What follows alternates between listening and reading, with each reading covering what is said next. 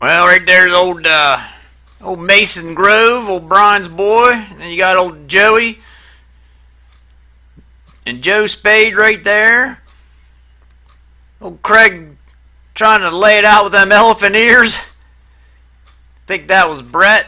Not sure exactly, but we got a host of characters here in the vintage and post-vintage races down here at Little Beaver Raceway out here in Lisbon, Ohio. It was muddy to say the least. Well, old Bob Lindsay, parked beside him every once in a blue moon, got to know him a little bit.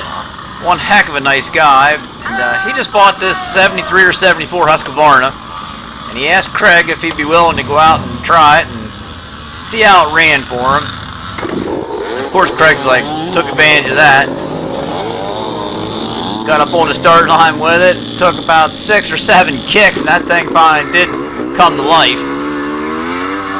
But he left last on the line. There was about 7 or 8 guys on his line. 3 guys in his class. He's racing the 50-plus class in the vintage. Makes easy work of that first hill climb, but it still turns into a little bit of a log jam.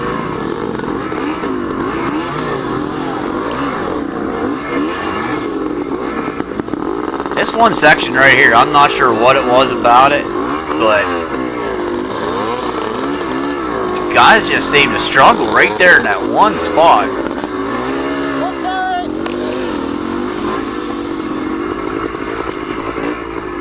You won't see that part of the course again because when you come back down over the hill, you come back into right where he's at right now and kind of skip that section they first started out at. Here's that hill climb that a lot of guys struggled with. Got into this big rut.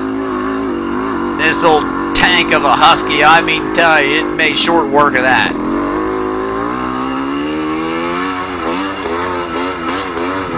He's letting her breathe a little bit. Tell you what, he's got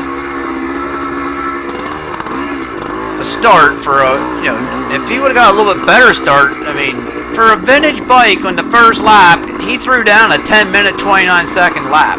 That's nothing to sneeze at. I mean, that was pretty darn good. Across this pipeline here, nobody in front of him. He's chasing the 9K of Kevin Marshall. He got out ahead of him there, and pretty sure he's leading the points in this class, and knew that'd be the guy to beat or try to get after to make a good race of it.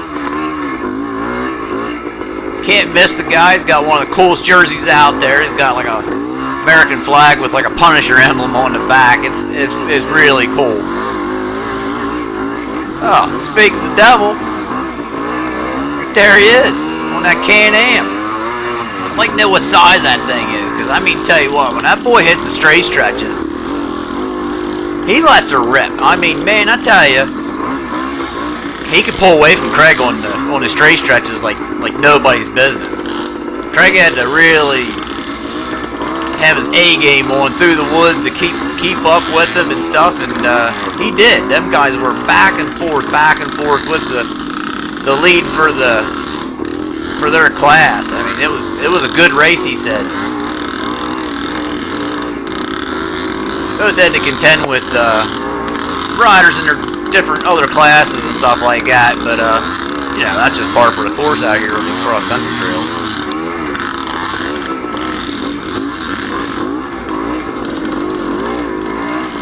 I had looked through the list there. I think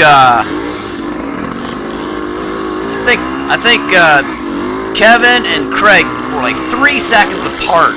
One had a 29, the other one had a 26 10-minute lap. So they came across 1-2 in their respective classes. They were doing really good on these bikes.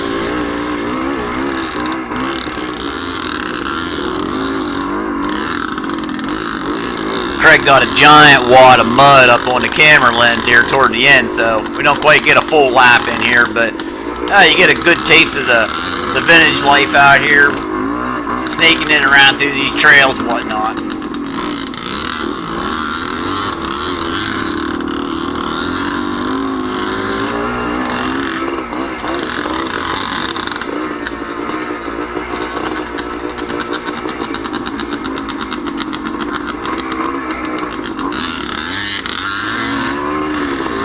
Craig told me. He said, had to ride this thing totally different. He said, being a 250, he goes, you had to keep the RPMs up like freaking crazy. He said, to really generate the good power out of this thing. Bob hasn't had a chance to really tune it up yet like he wants to. He's working on the ignition a little bit, keep cutting out a little bit, fouling a plug every now and again.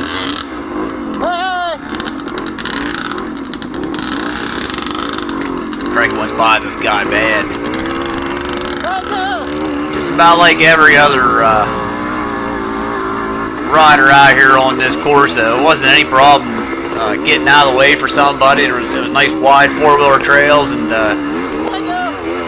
just a great weekend for guys, you know, not making too big a deal out of it and letting other guys by. It made the races really competitive.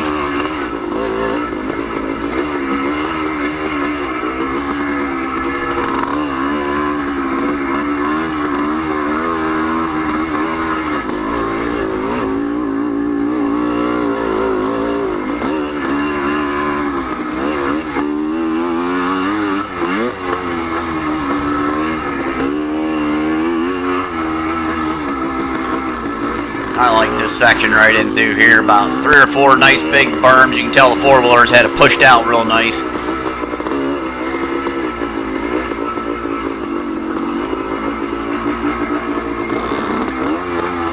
I like to know what the, I know my bike weighs about 200 pounds lightweight. I'd like to know what some of these big old vintage bikes like this weigh.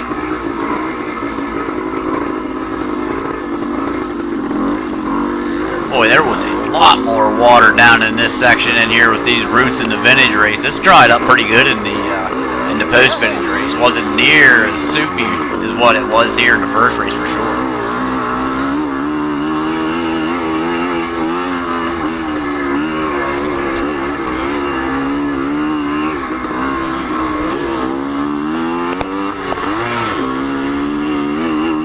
What Craig doesn't realize is that Kevin is right hot on his ass right now, and